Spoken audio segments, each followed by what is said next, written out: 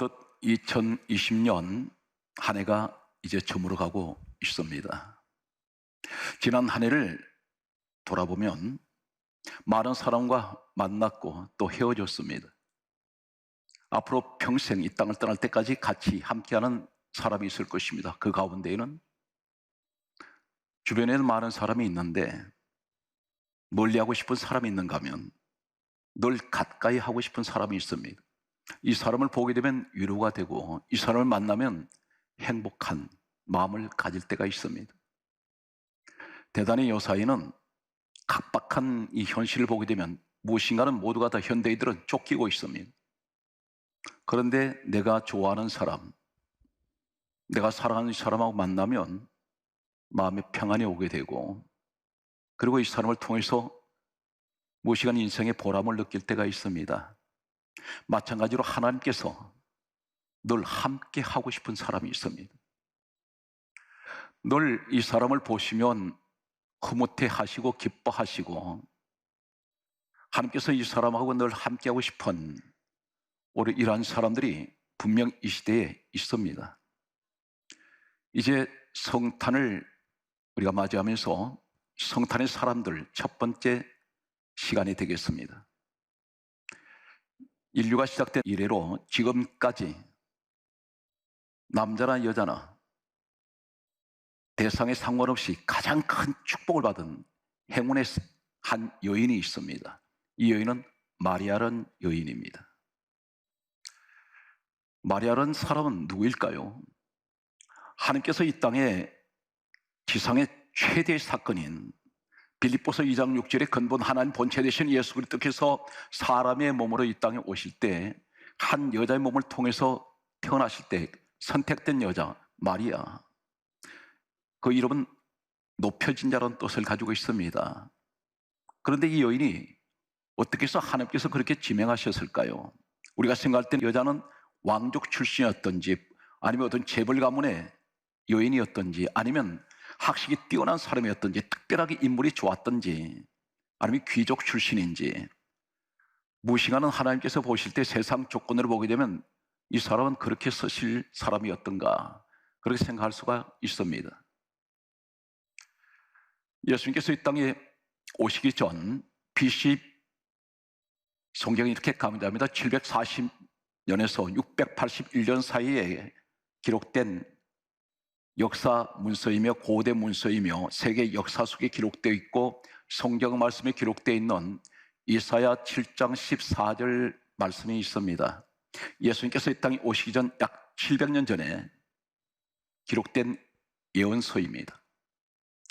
이사야 7장 14절이 이렇게 말씀하고 있습니다. 보라, 처녀가 잉태하여 아들을 낳으리니 그 이름을 임마누엘이라 하리라. 임마누엘이란 말은 하나님께서 우리와 함께 계신다는 뜻입니다. 하나님께서 우리와 함께 하신다는 의미를 가지고 있습니다. 처녀가 잉태할 것이라 했습니다. 세상의 어떤 신도 약 700년 후에 예언을 하는 신은 없습니다.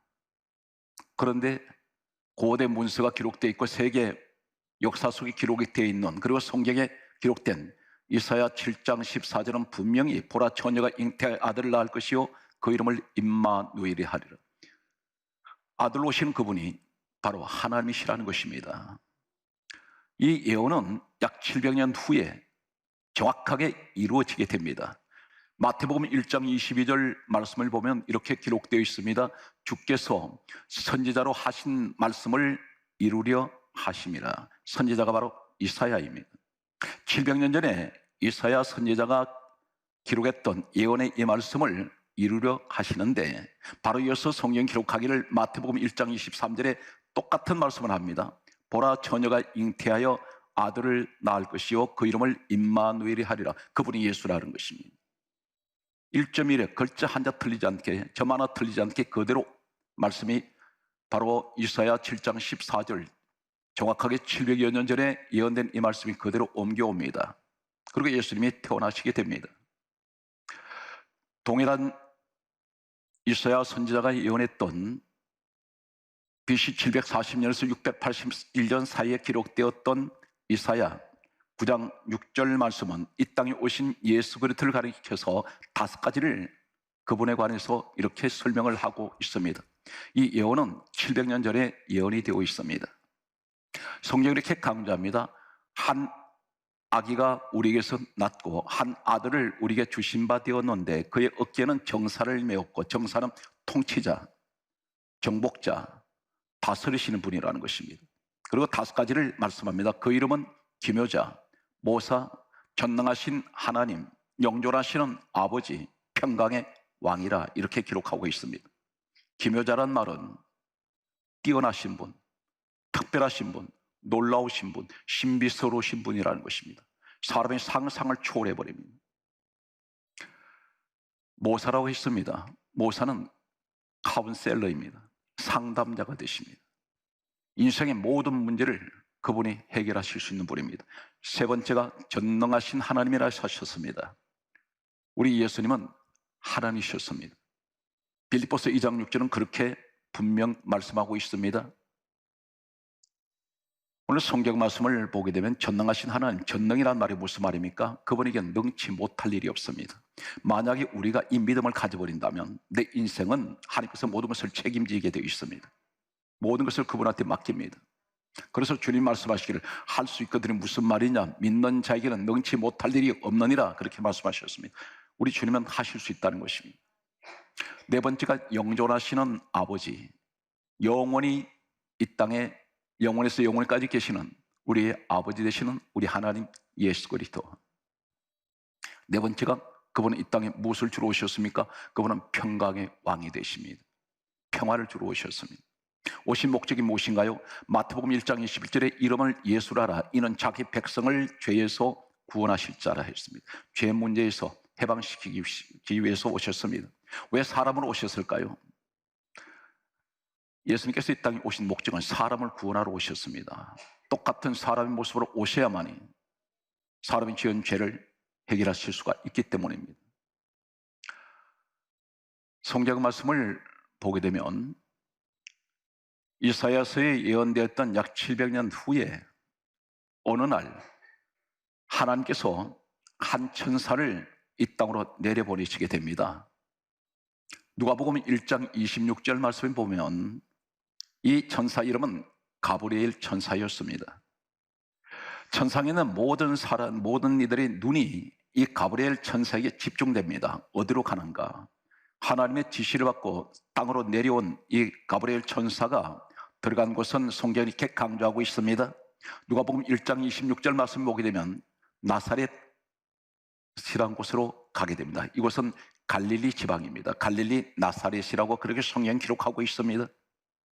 나사렛이란 곳은 어떤 곳일까요?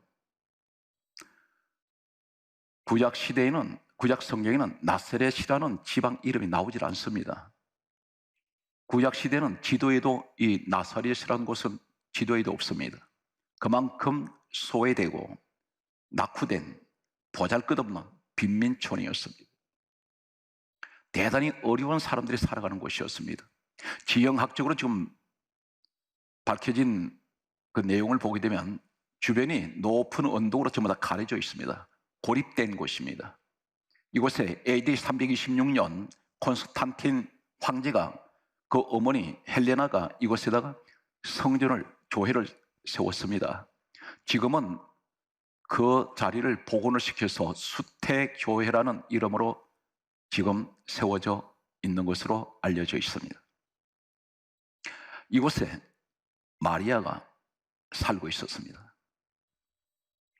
천사 가브리엘이 나사렛에 있는 마리아를 찾아가게 됩니다. 하나님께서는 소외된 사람, 그리고 고통 가운데 있는 사람, 세상에서 버림받은 사람들, 실패한 사람들, 그 가운데 오늘 마리아 같은 사람이 있다는 것입니다. 하나님께서 천사를 통해서 보내면서 이 천사가 첫 마디가 마리아를 만나면서 첫 하는 말이 있습니다.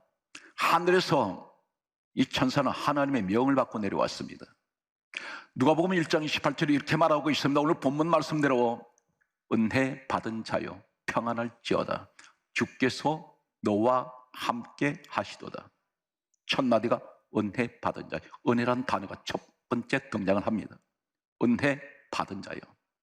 이 마리아는 은혜의 여인입니다. 다른 것을 성경은 언급하지 않습니다. 너는 은혜 받은 사람이다. 두 단어, 은혜. 은혜가 있는 곳에 무엇이 있나요? 평안이 있습니다. 누가 주세요? 하나님이 주세요. 평안할지어다. 세 번째가 무엇입니까? 하나님이 너와 함께 하신다. 첫 번째 전제는 은혜가 있어야 됩니다. 신앙생활에서 가장 생명 같은 것이 무엇인지 아십니까? 목회자도 하나님께 은혜를 받아야 목회를 할 수 있습니다.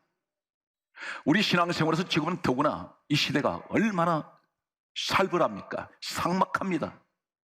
영적 생활, 신앙생활은 자칫하면 모래성같이 그대로 허물어져 버립니다. 이런 시대에 은혜라는 것이 내게 없으면 우리는 세상 사람이 되어버립니다. 타락하기 십상입니다. 은혜 때문에 내가 버텨온다는 것입니다. 기도를 해도 은혜가 있어야 기도가 됩니다. 예배를 드려도 은혜가 있어야 내게 기쁨이 올 수 있고 예배를 감동을 받을 수가 있습니다. 하나님께서 마리아에게 첫 마디가 은혜 받은 자. 사랑하는 성도 여러분, 이 은혜가 떨어지면 어떻게 되는지 아십니까?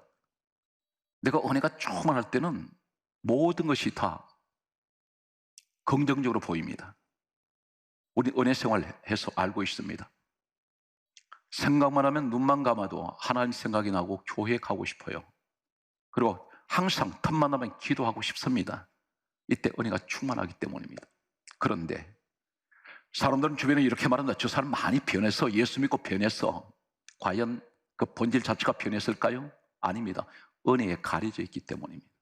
은혜가 충만하기 때문에 이 본질은 그냥 있는데 은혜 때문에 이 사람이 달라져 보입니다. 그런데 어느 날 갑자기 은혜가 떨어지기 시작합니다.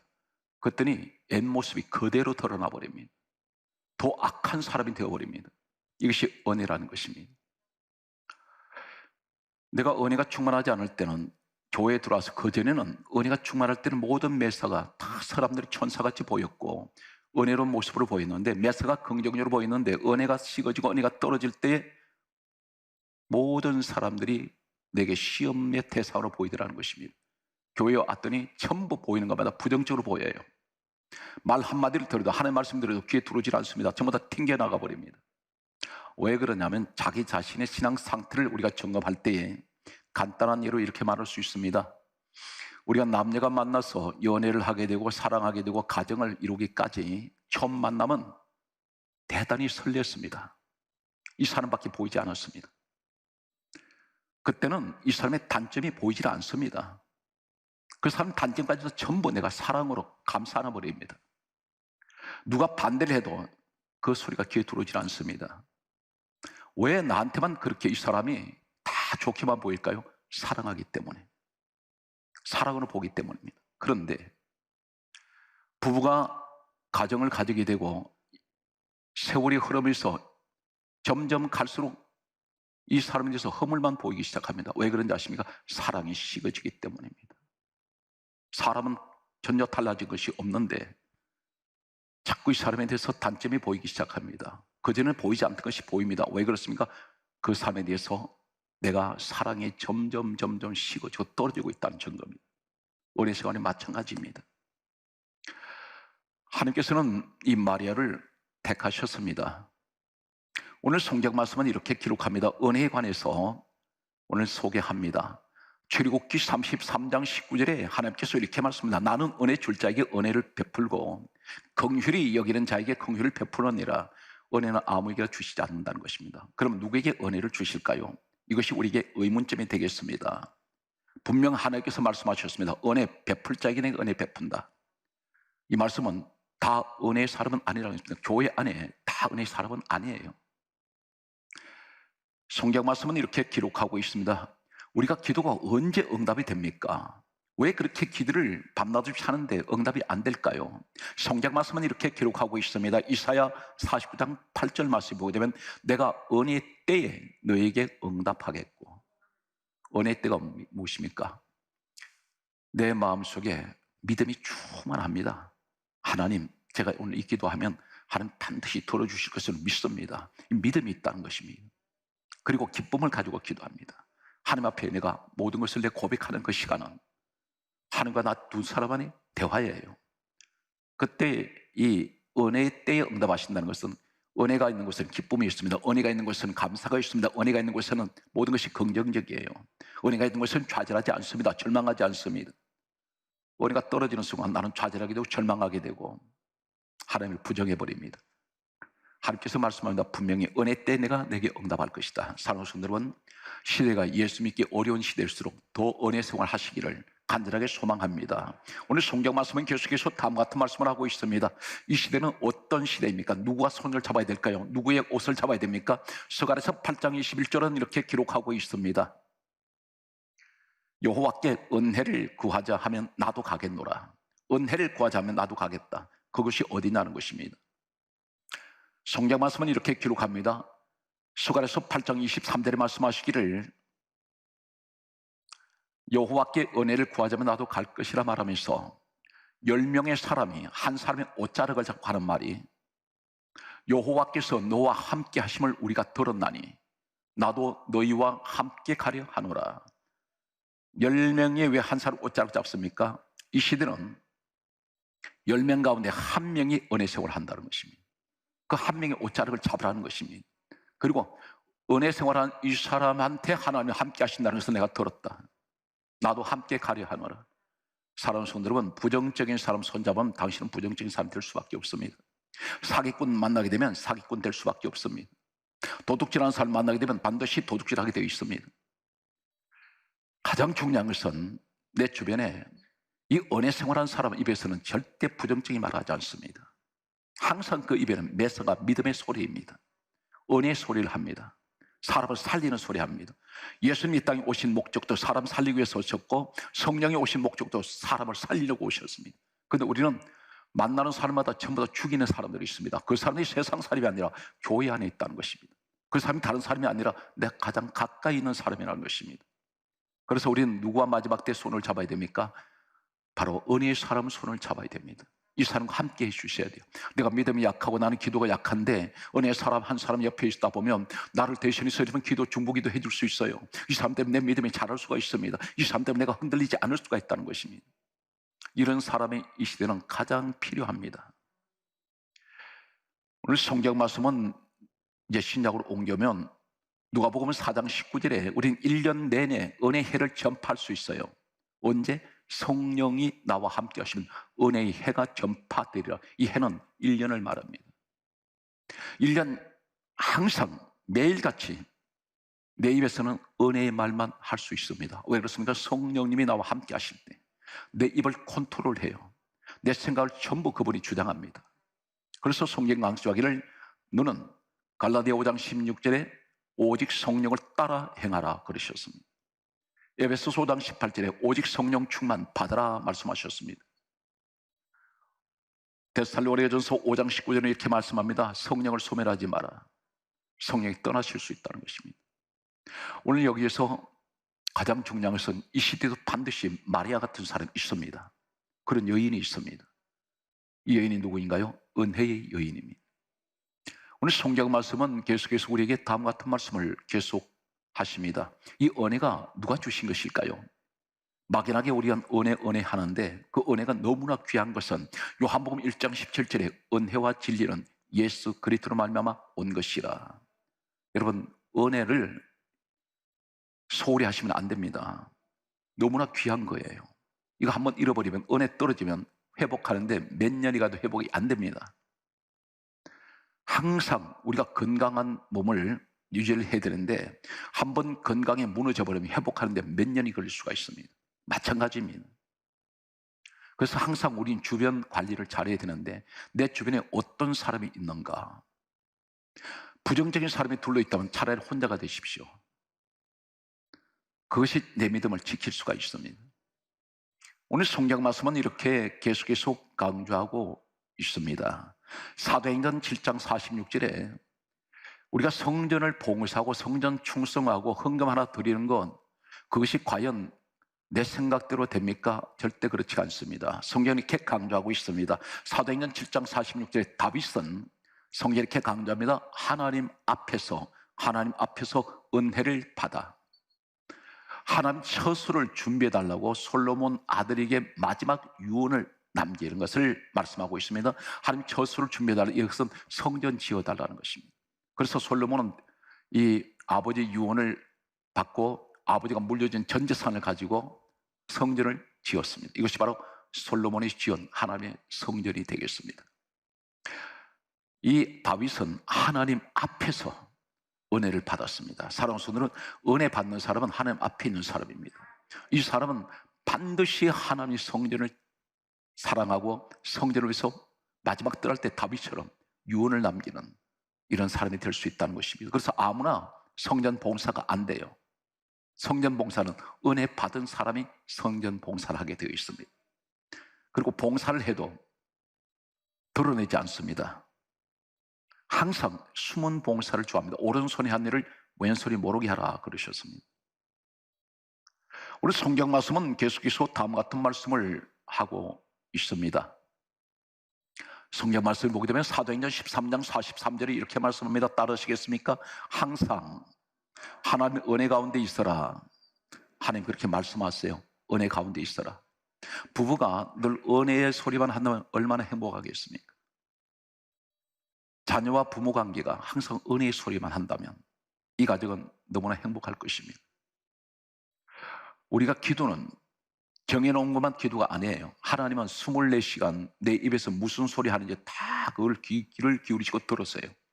그래서 이거 전부 다 기도로 생각하시면 됩니다. 한마디 한마디 하는 말이 전부 다 감사를 심을 때 자라 올라오는 것은 감사밖에 없습니다. 그러나 불평을 심을 때 반드시 자라는 것은 불평밖에 없습니다. 성경이 그렇게 말씀합니다. 너 말한 대로 해주리라 그랬습니다. 오늘 성경 말씀을 보게 되면 성경이 이렇게 강조합니다. 로마서 15장 15절에 다음과 같은 말씀을 합니다. 사랑하는 성도 여러분, 지금 우리가 살아가는 이 시대는 전부 두려운 시대입니다. 염려와 불안과 이제 수능 시험을 앞두고 있는 우리 자녀들도 마음 한편에 대단히 두렵습니다. 염려가 됩니다. 그런데 이렇게 말씀합니다. 로마서 15장 15절에 은혜로 말미암아 담대해져 버립니다. 은혜로 말미암아 담대해진다 했습니다. 두려움이 하나도 없습니다. 불안도 오지 않습니다. 사업을 경영하는 분, 직장생활 하는 분, 어느 자리에 있든지 자녀를 키우는 모든 부모들도 마음속에 두려움이 오질 않아요. 왜 그렇습니까? 은혜가 충만해지면 감사밖에 없습니다. 아무것도 두렵지가 않습니다. 그래서 어떤 분들은 문제를 만났는데 왜 이렇게 마음이 평안한지 모르겠습니다 말합니다. 저는 이렇게 말씀드립니다. 본인이 은혜 생활하시기 때문입니다. 본인 마음속에 은혜가 있는 곳에는 반드시 하나님이 함께 하시지 않습니까? 평안을 주시는 것은 하나님이 함께 하시는 것입니다. 하나님은 은혜의 사랑과 함께 하기를 원하십니다. 오늘 성경 말씀은 그러므로 우리에게 다음과 같은 말씀을 하고 있습니다. 히브리서 10장 19절에 따라하십니다. 은혜의 성령이 나와 함께하면 은혜가 임합니다. 그래서 이분이 괜히 은혜 생활하는 것이 아닙니다. 은혜 생활할 때는 성령이 반드시 함께하기 때문에 성령을 가리켜 은혜의 성령이라고 말씀합니다. 오늘 우리는 은혜를 받지 못하면 기도가 되질 않아요. 예배 생활에 지루해지고 싫습니다. 교회 생활에 모든 것이 따분해요. 권태기를 느낍니다. 그런데 언제 우리가 하나님을 두려워하게 되고 하나님 앞에 경건해지고 내 스스로가 거룩한 모습으로 설 수 있느냐면 성경 말씀은 이렇게 기록하고 있습니다. 히브리서 12장 28절에 다음 같은 말씀을 합니다. 우리가 흔들리지 않는 나를 받았은즉 은혜를 받자. 이로 말미암아 하나님의 경건함과 두려움으로 기쁘시게 섬길지니.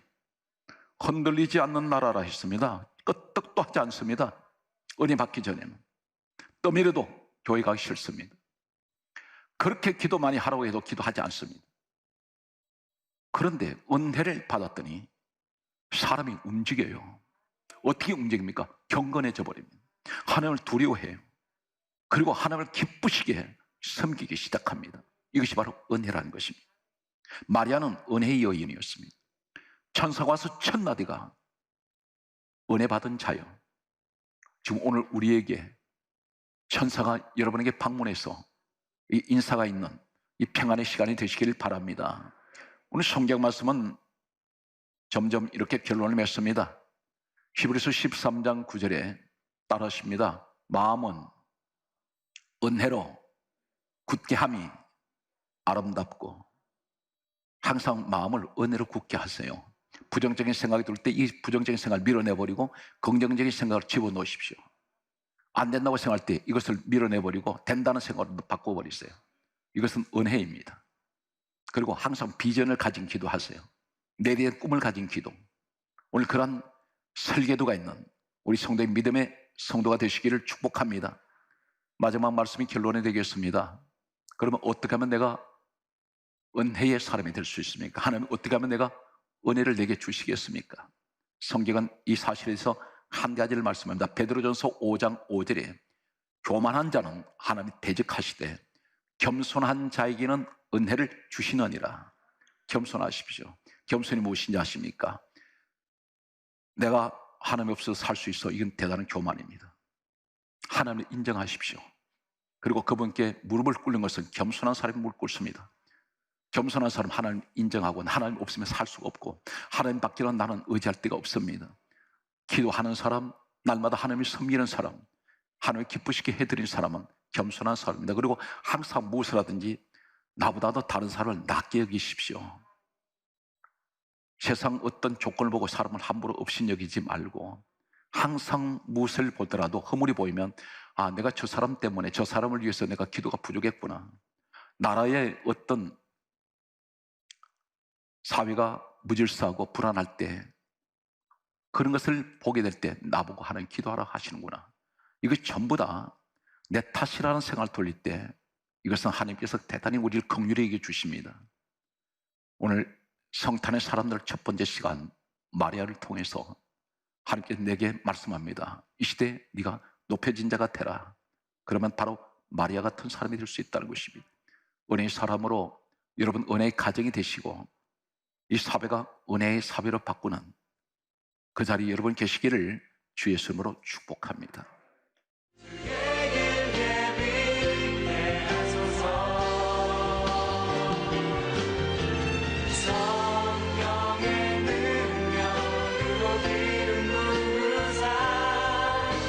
to